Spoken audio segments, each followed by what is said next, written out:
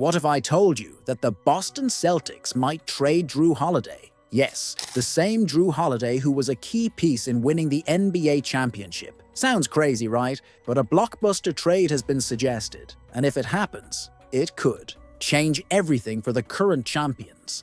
Is the Celtics front office about to make a fatal mistake, or does this move have more strategy than it seems? Stay with me, because you won't believe the details of this story. To begin, let's remember who Jrue Holiday is and the impact he had on the Celtics. When he arrived in Boston in 2023, many already knew he was one of the best defenders in the league, a reliable point guard, and above all, a player with playoff experience. He proved his worth in the NBA Finals against the Dallas Mavericks, being a key factor on defense and contributing offensively in the most crucial moments. The Celtics, who already had an elite defense, became even more impenetrable with Holiday, alongside Jayson Tatum and Jaylen Brown. And now, just a year later, they're talking about trading him. The question is, what exactly is the Celtics looking for with this potential trade?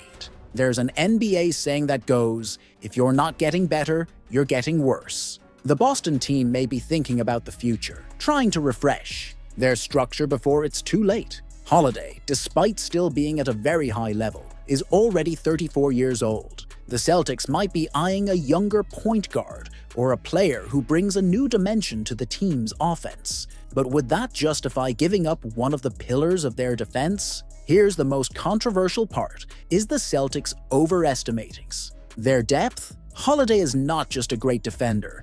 He also provides the team with a reliable presence in clutch moments. If Boston decides to trade him, they're betting that Derek White and Peyton Pritchard can handle the task. But can White carry that weight on his own? And Pritchard, as promising as he may be, is he ready for that role? And there's more. When a team wins a championship, the temptation to tinker with the formula can be strong, but it's also extremely dangerous. The Milwaukee Bucks experienced this recently. After winning the title in 2021 with Holiday as a key piece, they decided to trade him for Damian Lillard, thinking they could improve the offense. The result? A weaker defense, an inconsistent team, and an early playoff exit. Does the Celtics want to take that risk?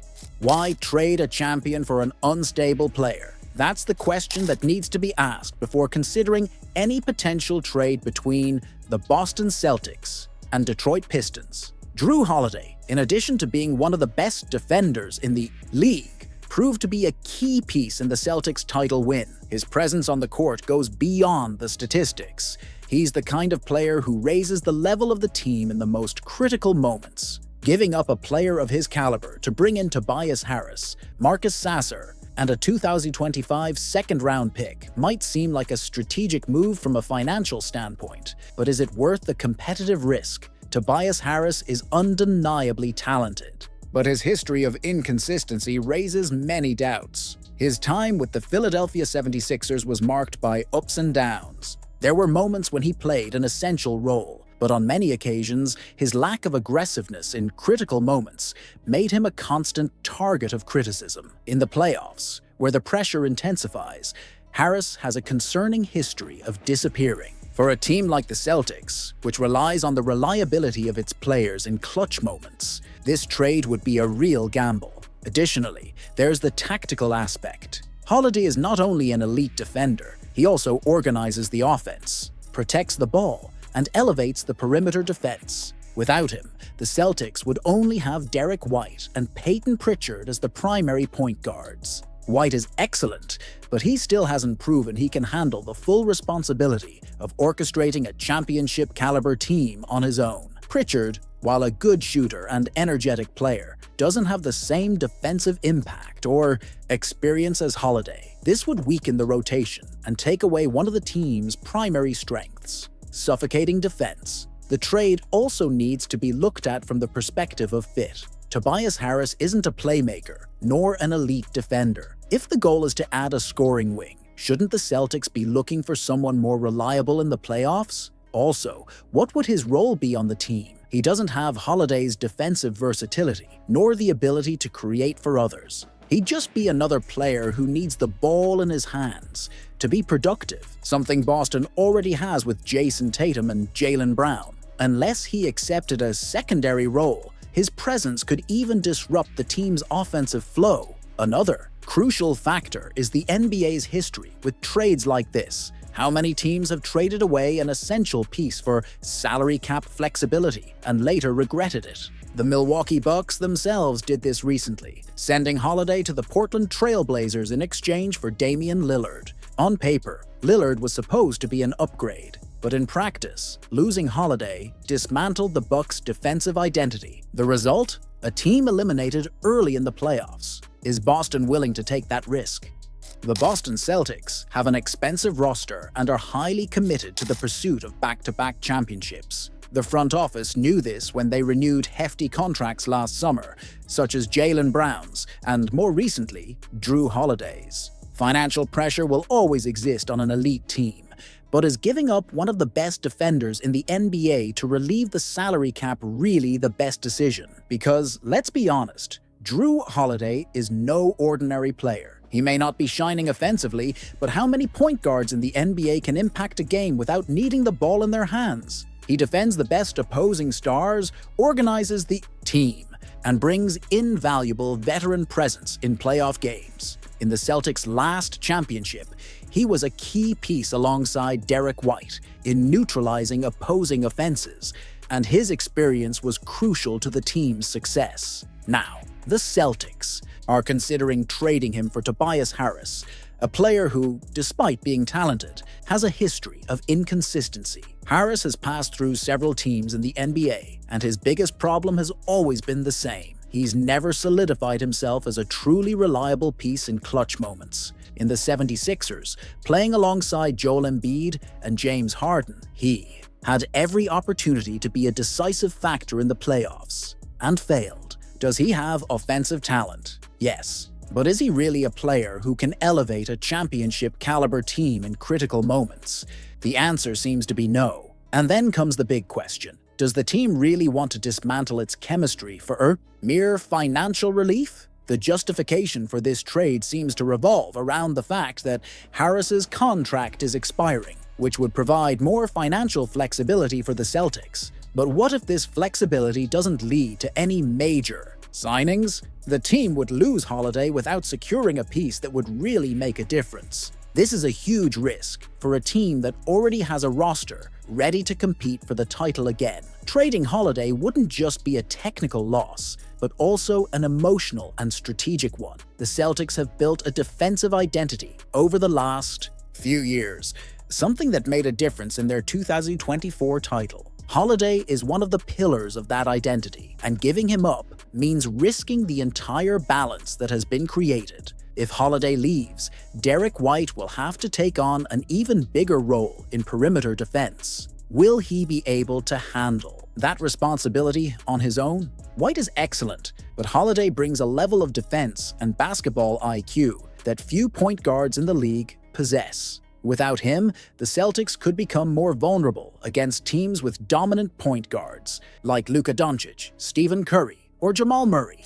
Would the Pistons accept this trade without thinking twice? At first glance, it seems obvious that they would. After all, Jrue Holiday is one of the best defenders in the NBA and has a history of leadership on championship teams. But the question that needs to be asked is, does he really fit into Detroit's current phase? The Pistons are in a rebuilding process and are investing in young talents like Cade Cunningham, Jaden Ivey, and Ausar Thompson. For a team looking to grow around its promising pieces, does it make sense to bring in a 34-year-old veteran point guard? Holiday would undoubtedly elevate the team's immediate competitiveness, but this trade wouldn't bring any major long-term impact. Is Detroit building something for the future, or just trying to win a few more games right now? Cunningham is seen as the cornerstone of the Pistons' rebuild, a tall and versatile point guard who likes to have the ball in his hands to create plays. But Holiday isn't a player who plays off the ball. He can play alongside another creator, but his greatest impact comes when he organizes the offense and controls the tempo of the game. So, rather than helping Cunningham develop, could Holiday end up limiting the young point guard's growth? Not to mention, defensively, Holiday remains one of the best in the league, but his impact wouldn't be as significant on a team still far from competing for the playoffs. What's the use of an elite defender if the roster around him is still not ready to take the next step? If Detroit wants a veteran to help shape its young talent, maybe a player with more experience in mentoring and a less dominant role would be a better option. Another critical point in this trade: if Holiday is indeed in decline, why would the Pistons pay such a high price for him? The Celtics wouldn't trade Holiday for just anything. He still holds value in the market and can attract teams that are truly competing for titles. So, if Detroit is willing to give up Tobias Harris, Marcus Sasser, and a 2025 second-round pick, is that price really worth it for a team that is nowhere near playoff contention? Harris, for example, may not be an essential piece, but his expiring contract offers financial flexibility for Detroit. If the Pistons are thinking long-term, it makes more sense to keep Harris and use the cap space to pursue a younger player that aligns with their project. As for Marcus Sasser, he's still a developing talent. Is it worth giving him up for a piece that may not fit into the long-term plan? Detroit needs young players who can grow within the system, and Holiday isn't a long-term player for a rebuilding team.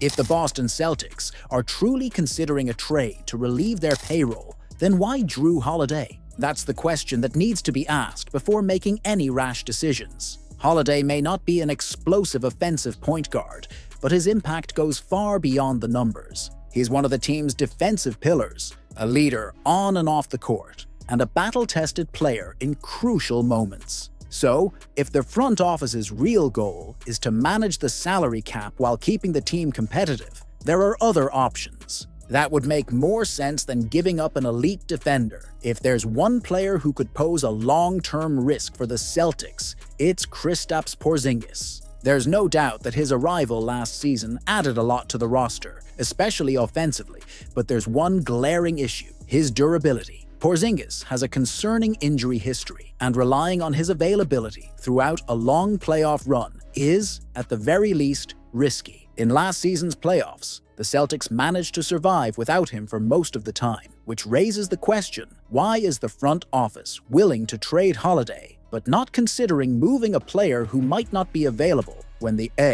team needs him the most? If the concern is salary relief, then moving Porzingis would make more sense than sacrificing one of the league's best defenders. His contract is also significant, and there are teams that might be interested in a player of his caliber, especially if he's healthy at the time of a trade. If the Celtics want to make adjustments, wouldn't it be smarter to explore trades involving rotation players? Championship teams don't need drastic changes. Small tweaks often make all the difference, and giving up a key player like Holiday could create more problems than solutions. The team could consider moves involving players like Peyton Pritchard or Sam Hauser, who are valuable but not indispensable.